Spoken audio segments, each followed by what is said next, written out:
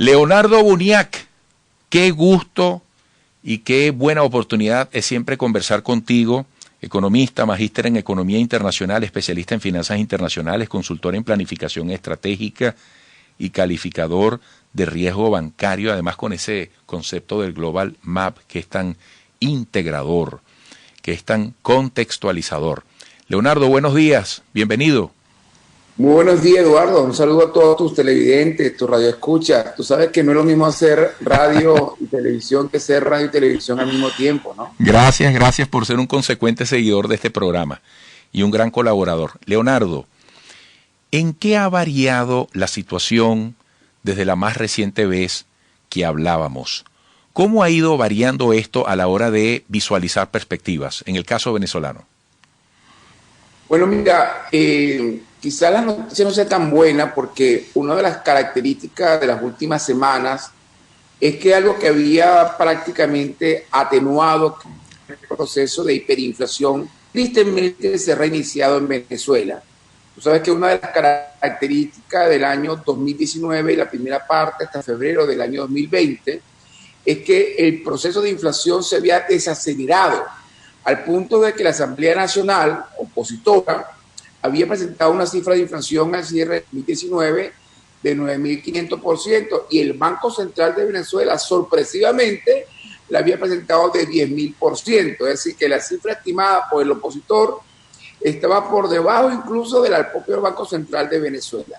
Y venimos de una inflación del 2018 de casi 4 millones%, es decir, que todo el 2019 fue un año de clara desaceleración del proceso hiperinflacionario, básicamente porque el gobierno aplicó una medida de contención fiscal al petro, fue utilizado como medida de contención fiscal, el crédito bancario, como tú sabes, fue aniquilado, no había posibilidad de un crédito porque el encaje legal estaba en 100%, así que toda la política monetaria estuvo orientada a un proceso de restricción claramente de los medios de la economía, bajaron las presiones inflacionarias y bajaron las presiones en el tipo de cambio, al punto de que la primera parte del año 2020, este febrero, fue básicamente un proceso de mucha estabilización cambiaria, básicamente porque el mercado financiero de dinero estaba completamente seco. En consecuencia, el gran objetivo de política económica del gobierno, sin duda, era el anclaje del tipo de cambio para promover un modelo importador en Venezuela, que los anaqueles estuvieran llenos. Eso se logró gracias, entre otras cosas, al anclaje cambiario y que el sector privado de la economía se convirtió en el gran importador de Venezuela. Pero lo más importante era que el proceso de hiperinflación había cedido y que teníamos entonces una inflación proyectada para el año 2020, febrero de este año, más o menos de 4.500%, algo así como la mitad de lo del año 2019. 4.500 es muchísimo, es una barbaridad, todavía la secuela de la hiperinflación, pero en un proceso claramente de desaceleración. Ese proceso se revirtió en los últimos 2 meses, básicamente en el mes y medio, y lamentablemente Venezuela ha iniciado el ciclo hiperinflacionario de nuevo. Esa es la mayor característica de ahorita, donde inclusive ya el dólar como moneda fuerte ha perdido terreno frente a la inflación en Venezuela. Hoy tú requieres más o menos, Eduardo, $4 para comprar la misma cantidad de bienes y servicios que comprabas en junio del año 2019, y esto no es que se llame inflación en dólares, básicamente es que hay una pérdida de poder adquisitivo en un contexto de cierta estabilidad cambiaria con una inflación que es galopante. ¿Por qué es galopante? Dada la caída vertiginosa en el ingreso petrolero, producto básicamente de su determinante, el precio, como vimos caer en el mes de abril, que aún no se recupera de forma consistente, pero por otra parte la caída tan importante en los niveles de producción, que ya llegamos oficialmente a 622.000 barriles diarios producidos, que además sabemos que todos esos barriles no generan caja, porque la mayor parte está comprometida con empréstitos con China y con Rusia, y compartido con las empresas mixtas, pues da la caída vertiginosa en el ingreso petrolero, que representa el 97% de los ingresos en divisas de este país, que no van a contabilizar más de 2.500 millones este año, lamentablemente. El gobierno se vio obligado nuevamente a acudir al expediente de monetizar la expansión monetaria de origen fiscal. ¿Qué significa esto? Se tomó una decisión, como tú sabes, en el mes de marzo, de cuarentena, de aislamiento, de confinamiento con el objetivo de suprimir a COVID-19. Y tú bien sabes que en la medida que se confina la economía, que se cierra la economía para obviamente suprimir, para poder combatir la sintomatología de COVID-19, te vas a ver obligado a ir cerrando, pero la consecuencia va a ser una mayor contracción en el nivel de actividad económica. Gobiernos europeos, el gobierno de Estados Unidos, etcétera, todos visto que han implementado programas de estímulos fiscales y monetarios con el objetivo de atenuar los impactos de la recesión económica, de la profundización de la crisis económica como consecuencia de cerrar la economía derivado del confinamiento. Leonardo. En el caso venezolano, lamentablemente Venezuela no tiene acceso a los mercados financieros internacionales, al mercado financiero de deuda, no tiene prácticamente reservas internacionales para soportar la crisis, y el gobierno se vio entonces obligado a acudir a ese expediente de la maquinita que produce dinero, es decir, regresar a la expansión monetaria de origen fiscal para financiar el gasto público.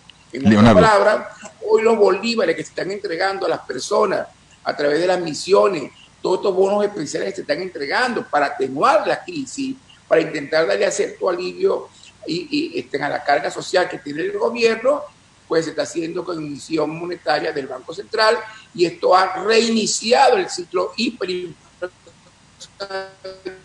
en Venezuela, con consecuencia dantesca, por supuesto, para el poder de compra del venezolano. Leonardo, tengo que hacer una pausa, mantente allí, por favor. Quiero que al regreso me digas qué escenarios son previsibles en el terreno de las decisiones por parte de Nicolás Maduro y su equipo en materia de políticas públicas. Ojalá haya escuchado este planteamiento, si no se lo repetimos al regreso, porque hay algunos detalles en la comunicación. Amigos, no se muevan, que esto está interesante. Su cuenta en Twitter, @LBuniac, con B alta y K al final y latina.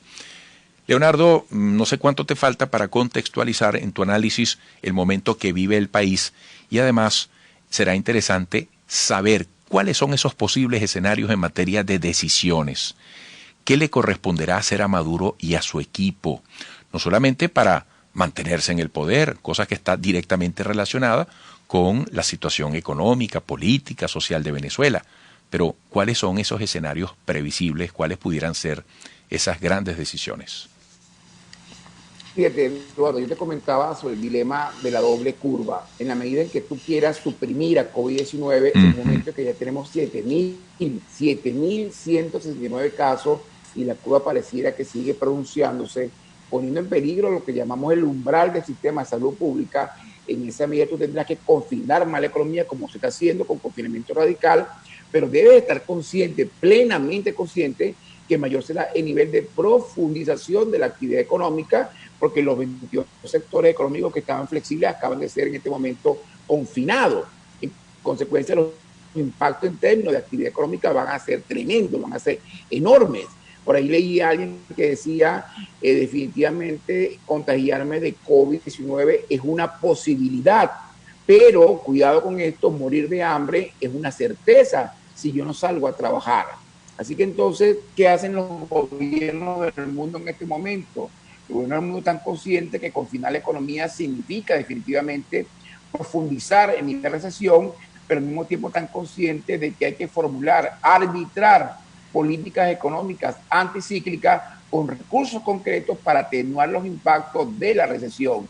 Eso significa, por el lado de oferta, rescatar empresas en peligro, como en el caso en Estados Unidos, y por otra parte, por el lado de la demanda, estimular el bolsillo de Leonardo Buniac, de Eduardo Rodríguez, para que tenga capacidad de compra y poder estimular el consumo privado, la demanda agregada interna, lo que se llama el grado de absorción de bienes y servicios por parte de los agentes económicos internos.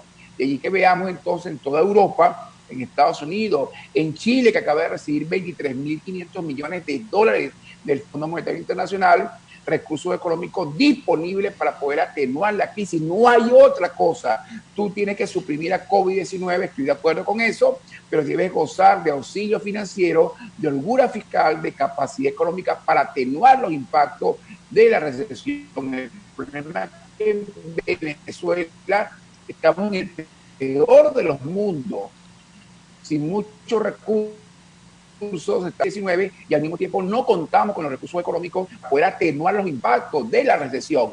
Lo que el planeta entero está haciendo no es otra cosa que utilizar programas de estímulo monetario por parte de los bancos centrales o programas de estímulo fiscales por parte de los ministerios de finanzas con el objetivo de estimular la demanda interna para que pueda definitivamente dilatarse, pero por otra parte estimular vía inyección monetaria a la banca de estos países para que financie el flujo de tesorería de las empresas y estas puedan operar y de alguna manera rescatarse en medio de la crisis. Esa es la receta que está ocurriendo a nivel mundial. En Venezuela eso no es posible porque el crédito internacional está lamentablemente cerrado, no hay acceso al mercado internacional de deuda, no hay acceso a flujo de capitales internacional. Venezuela está aislada económicamente y nuestro mayor ingreso, que es el petróleo, que aporta 96%, 97% de las divisas que se contabilizan en balanza de pago, pues están totalmente deprimidas. Te comentaba que no se va a recibir más de 2.500 millones este año. Entonces, ¿qué alternativa hay?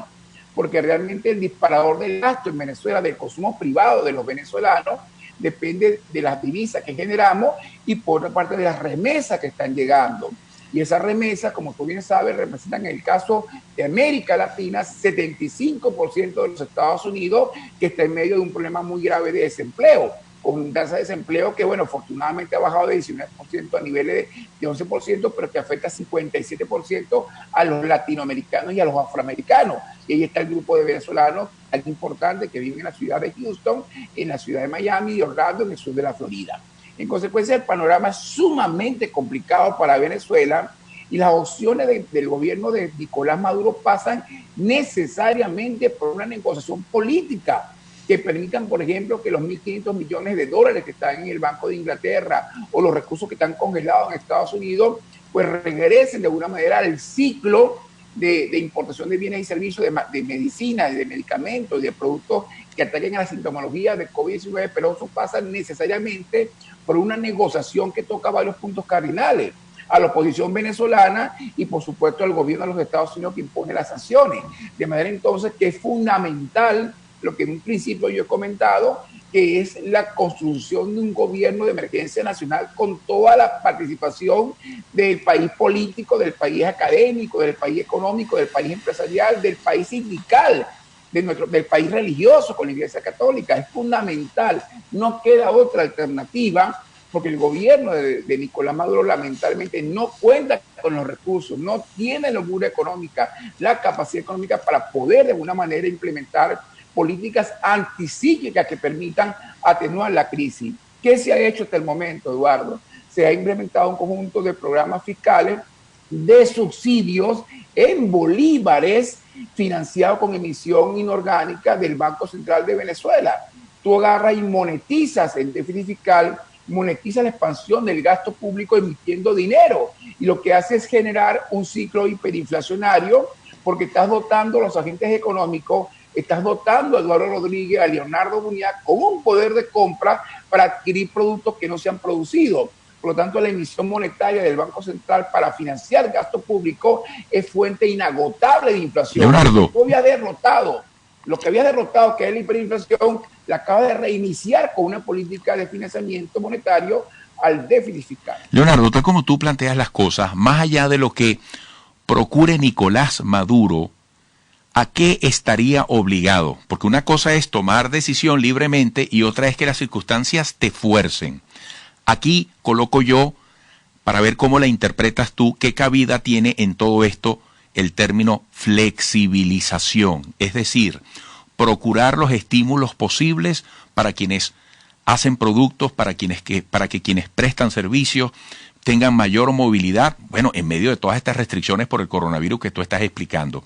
La palabra flexibilización en la forma constructiva de sumatoria, ¿tiene cabida en todo esto?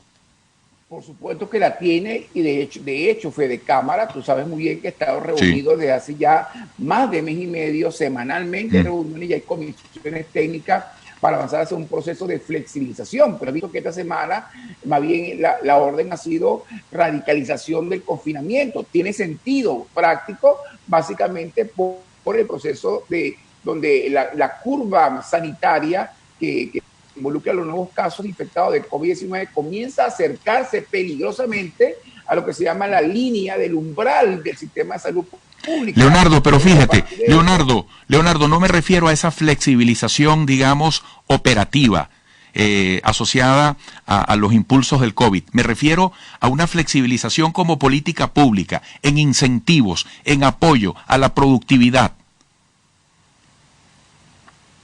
Sí, definitivamente es que se ha venido haciendo. ¿Quién importa en Venezuela? Como tú has visto, la importación es un reflejo de eso, ¿no? Como tú has visto, es que te lo quería comentar, como tú has visto claramente, a pesar del confinamiento, los automercados están llenos de productos.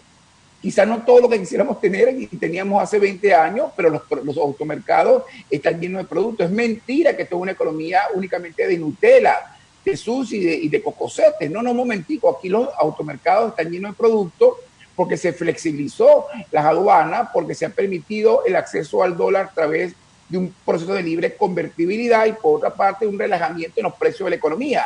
El tema es que el gran importador de la economía venezolana hoy es el sector privado, el sector público lamentablemente no puede importar. Sin embargo, ¿qué está ocurriendo? Que la capacidad para importar, la capacidad para importar depende de tu capacidad para exportar y ya no lo estás haciendo a los niveles del año pasado. Qué interesante, Leonardo. Contigo el tiempo siempre es insuficiente. Sabemos que pronto volveremos a conversar. Un gran abrazo. Encantado, Eduardo. Siempre un placer. Leonardo Boniac, amigos, economista, magíster en Economía Internacional, especialista en finanzas internacionales, consultor en planificación estratégica y calificador de riesgo bancario. Sigan allí.